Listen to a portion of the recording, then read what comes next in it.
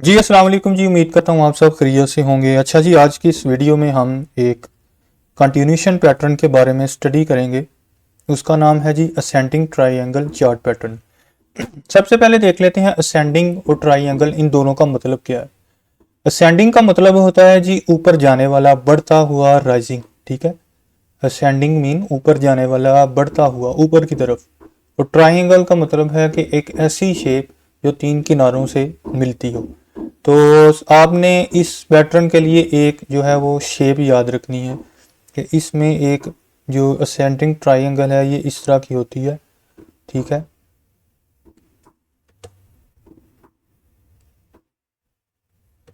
ये ऐसे ही ऊपर ऐसी इस तरह की जो है ना वो शेप बनेगी इसकी। ठीक है, ये ऐसे इसकी ऊपर वाली एक ये लाइन होगी। ठीक है, ये हॉरिजेंटल लाइन आपने याद रखनी है। और नीचे से इसको एक ऐसी आ रही होगी। ठीक है, ये शेप आपने याद रखनी है जी असेंडिंग ट्राइंगल के लिए। ऊपर वाली जो लाइन है वो हॉरिजेंटल है, फ्लैट। और जो नीचे वाली है वो ऊपर की तरफ राइजिंग हो रही होगी। ये शेप आपने याद रखनी है कि ऊपर वाली लाइन फ्लैट है, हॉरिजेंटल सीधी। और नीचे वाली लाइन जो है वो नीचे से ऊपर की तरफ जा रही होगी। अब देख लेते हैं जी इसको, थोड़ा रीड करते हैं कि ascending triangles normally form after an uptrend and the pattern signals a continuation of that trend। ये जो ट्रायंगल्स हैं ये अप ट्रेंड के जो है ना वो बाद बनती हैं और हमें ये कंटिन्यूशन जो है अप ट्रेंड के जारी रहने का सिग्नल देती है। मतलब होता ये है कि बायर्स अभी भी स्ट्रांग है और प्राइस आगे और भी जा सकती है। इस ट्रायंगल से हम ये देखेंगे कि बायर स्ट्रांग है और प्राइस और ऊपर जा सकती है। इसका स्ट्रक्चर थोड़ा देख लेते हैं इसकी तस्वीर के साथ। ये देखें जो मैंने आपको पेंट में बना के दिखाई थी, ऐसे ये हमारी हॉरिजेंटल फ्लैट है और ये वाली लाइन नीचे से ऊपर को जा रही है। तो आप बिल्कुल ये देख सकते हैं कि ये फ्लैट लाइन ये है एक, और दूसरी लाइन जो है वो नीचे से ऊपर की तरफ जा रही है। तो इसमें होता ये है, इसका स्ट्रक्चर ये है कि असेंडिंग ट्राइंगल दो लाइन से मिलकर बनता है। ठीक है जी, एक लाइन ये ऊपर वाली होगी और एक लाइन ये वाली होगी, दो लाइंस हो गई।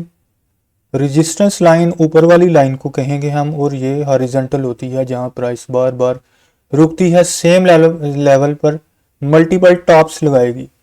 ठीक है जी, ये देखें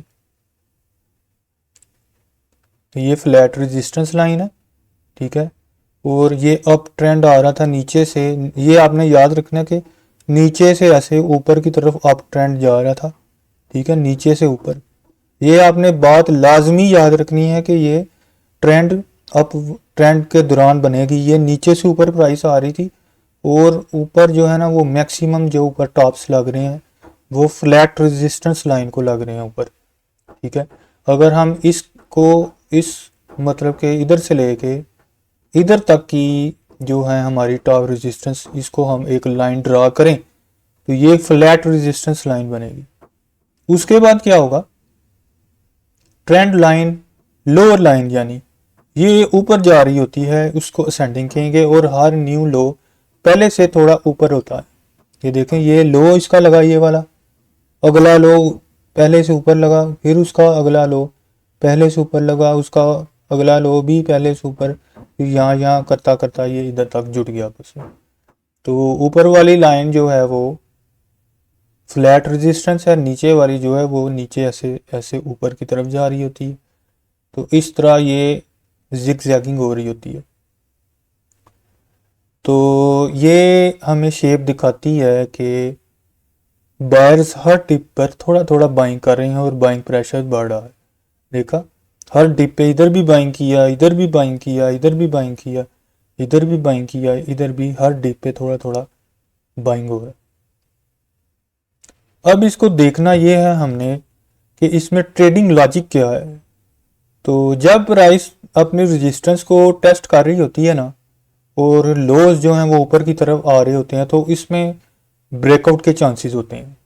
ठीक है, और फाइनली प्राइस रेजिस्टेंस की जो लाइन होती है वो एक अच्छे वॉल्यूम के साथ ब्रेकआउट करती है, तो हमें उससे बाय का सिग्नल भी मिलता है। ये देखें, ये जो फ्लैट लाइन है ना, जब ये क्रॉस हो जाएगी यहाँ से, तो यहाँ पर ब्रेकआउट होता है, हम यहाँ पर भी एंट्री ले सकते हैं। कुछ लोगों ने यहाँ नीचे ली होगी, ठीक है, कुछ लोगों ने यहाँ नीचे ली होगी, और अप ट्रेंड में जब उनको ये शेप नज़र आई तो वो तसल्ली उनकी हुई कि अब ये मज़ीद ऊपर जाएगी, ठीक है। तो इसको मज़ीद एक डायग्राम देखें, ये देखें जो मैंने आपको बात कहा था, ये बहुत इंपॉर्टेंट बात है कि ये नीचे से ऊपर जा रही होगी ऐसे प्राइस, नीचे से ऊपर जाके फिर इस कैंडल की जो है टेल जो इसकी ऊपर वाली होगी, ठीक है, डंडी, उसको लेके हाई, जो हाई से हाई जो प्राइस जहाँ तक विक गई होगी, तो उसकी विक से लेके इसकी कैंडल की एक ऐसे ना आपने बुला लेनी है आखिरी। फर्ज करें ये जो है ना, ये वाली कैंडल इस डेट से लास्ट 30 कैंडल्स के हाई को मिलाएं, ठीक है, और इसके लोज को मिलाएं यहाँ से, यानी ये पहली कैंडल है ये वाली, ठीक है। इससे पिछली 30 कैंडल्स गिन के तकरीबन उनको आपस में उनके टॉप्स मिला लें और नीचे से उनके लोज को लोज मिला लें, तो ये सेम लेवल की रेजिस्टेंस लाइन हो जाएगी ये वाली, ठीक है। ये तो ये वाली जो है ना, ये वाली शेप बन गई है यहाँ पे, ठीक है। तो आपने ये शेप याद रखनी है, ये है हमारी किस चीज़ की शेप जी, असेंडिंग ट्राइंगल की, ठीक है जी। तो जब ये प्राइस इस ऊपर सेम लेवल वाली रेजिस्टेंस लाइन का ब्रेकआउट करेगी, तो उसके बाद देख लें ये ऊपर का अप ट्रेंड मज़ीद जारी रहा है। इधर भी ये देखें जी, ये अप ट्रेंड था, प्राइस नीचे से ऊपर जा रही थी, ठीक है, फिर ऐसे जाके ये एक नीचे लगा, ठीक है, लो, ठीक है, इधर फिर एक ऊपर रेजिस्टेंस, फिर इधर एक लो से लो जो है वो थोड़ी थोड़ी बाइंग होती यहाँ तक की। तो अभी सवाल ये है कि जब ब्रेकआउट हो जाएगा तो हम कितना अंदाज़ा लगा सकें कि ट्रेंड कंटिन्यूशन कितना हो सकता है। तो आपने इधर से लेके, ठीक है, तो इधर तक इसकी मेजरमेंट कर लेनी है, ठीक है।